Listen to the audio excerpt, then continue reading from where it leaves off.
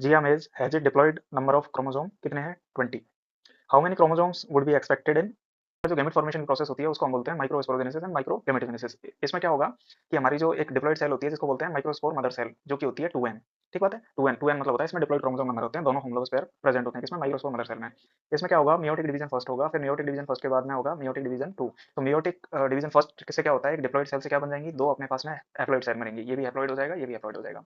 Further इसमें meiotic division 2 होगा तो हमारे पास में चार हैप्लॉइड क्या आते हैं, अपने पास में आ जाते हैं माइक्रोस्पोर्स। माइक्रोस्पोर्स फिर क्या होता है इन माइक्रोस्पोर्स में जो किसी एक माइक्रोस्पोर को हम लेते हैं जो कि हैप्लॉइड होता है, इसके अंदर इसका कैरियोकाइनेसिस एक प्रोसेस होती है। तो कैरियोकाइनेसिस या एक तरह का माइटोटिक डिवीजन होगा इसमें। तो क्या होगा, ये न्यूक्लियाई डिवाइड हो जाएगा और इस तरह का एक सिंगल न्यूक्लियाई डिवाइड होने से क्या होगा, हमारे पास में दो न्यूक्लियाई आ जाते हैं। एक न्यूक्लियाई को हम बोलते हैं जनरेटिव न्यूक्लियाई, दूसरे को हम बोलते हैं ट्यूब सेल।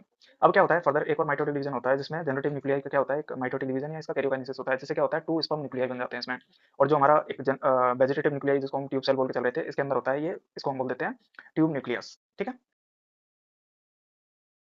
अपना जो मेगास्पोर होता है, मेगास्पोर के अंदर होती है megaspore mother cell. Megaspore mother cell होती है, इसमें ये डिप्लॉयड होती है। इसके बाद में क्या होगा, इसके अंदर meiotic division first, meiotic division 2, इस तरह से दो मियोटिक डिवीजन होते हैं। इसकी वजह से क्या होगा, हमारे पास में चार मेगास्पोर्स बनेंगे। कितने मेगास्पोर बनते हैं, चार मेगास्पोर बनते हैं, जो कि चारों के चारों क्या होते हैं, हैप्लॉइड होंगे। बट इनमें से क्या होगा, तीन डिजनरेट हो जाते हैं, सिर्फ एक मेगास्पोर होता है जो क्या होता है फर्दर इसमें माइटोटिक डिवीजन होते हैं।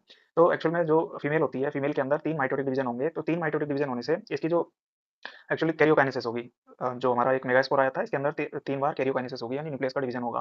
तो ऐसा डिवीजन होने पर तीन से क्या होगा, हमारे पास में तीन तो एंटीकोडल सेल्स बन जाती हैं, तीन हमारे पास में क्या आ जाती हैं यहाँ, तीन में से एक हमारी एक्सेल हो जाती है, दो सिनर्जिड हो जाते हैं। इसके बाद में क्या होगा, सेंटर में दो पोलर न्यूक्लियाई बन जाते हैं, क्या हो जाते हैं, दो पोलर न्यूक्लियाई हो जाते हैं। ठीक है, तो जो सेंटर पोलर न्यूक्लियाई होते हैं ये एक्चुअल में होते हैं आपके डिप्लॉइड होंगे, यानी कि ये एक सेल के अंदर दो न्यूक्लियाई हमेशा साथ में रहते हैं। जो एक्स सेल होती है ये आपकी हैप्लॉइड हो जाएगी और पोलर न्यूक्लियाई जो आपका सिनर्जिड होते हैं, सिनर्जिड एंड जो एंटीकोडल सेल्स होती हैं ये नॉन फंक्शनल सेल्स होती हैं। तो ये आफ्टर फर्टिलाइजेशन ये क्या होता है, डीजनरेट या फिर इनका भी एक तरह से इनको हटा दिया जाता है इसके अंदर से। ठीक बात है, तो ये प्रोसेस होती है माइक्रोस्पोरोजेनेसिस एंड मेगास्पोरोजेनेसिस की प्रोसेस। अब हमारे क्वेश्चन पे आते हैं, इसमें पूछा गया है कि एक मियोटिक प्रोडक्ट जिसको माइक्रोस्पोर बोल रहे हैं या मेगास्पोर, तो जैसे देखा इसका प्लॉइडी लेवल क्या होगा, एन होगा।